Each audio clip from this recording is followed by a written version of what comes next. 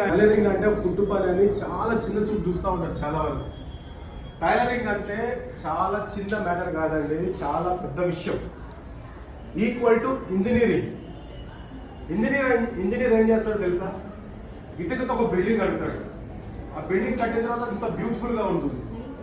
ఒక టైలర్, ఒక fashion designer ఏం చేస్తాడు? ఒక క్లాత్ ఉంటుంది, ఆ క్లాత్ని కట్ చేసి దానికి ఒక ప్రాణం పోసి ఒక బ్యూటిఫుల్గా ఒక ఫ్రాక్గా డిజైన్ చేస్తాం. చూసారు కదా? ఇంజనీరింగ్ ఇటుకతో బిల్డింగ్ కడితే టైలర్ ఏం చేస్తాడు?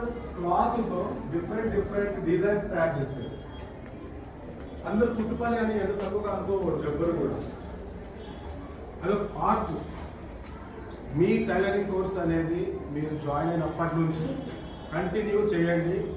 కరెక్ట్గా మీరైతే మీ లైఫ్లో చాలా సాధిస్తారు మీరు ఓన్గా. ప్రతి స్టూడెంట్ ఏం చేస్తారు? పేరెంట్ మీద ఆధారపడతా ఉంటారు. ఎందుకంటే మీకు చిన్న థింగ్స్ ఏదంటే మీకు కావాల్సినవి, ఫెస్టివల్స్కి వచ్చినప్పుడు బట్టలు కొనిపించుకోవడం ఇలాంటివి మనం పేరెంట్స్ పై డిపెండ్ అవుతాం. అవునా కదా? ఇప్పుడు మీకు ఏదైనా బుక్స్ కావాలన్నా ప్రతిదీ కూడా పేరెంట్ మీద డిపెండ్ అవుతాం చిన్నప్పటి నుంచి.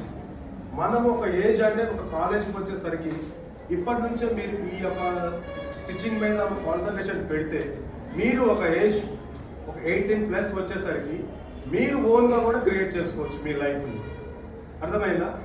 ఎట్లా అంటే ఇప్పుడు మనం ఫర్ ఎగ్జాంపుల్ ఒక ఫెస్టివల్ వస్తుంది, దానికి మనం కొన్ని బట్టలు కొనుక్కుంటాం బయట రెడీమేడ్గా. ఓకేనా? అందరూ కొంటారు కదా రెడీమేడ్గా? కొంటారా లేదా? రెడీమేడ్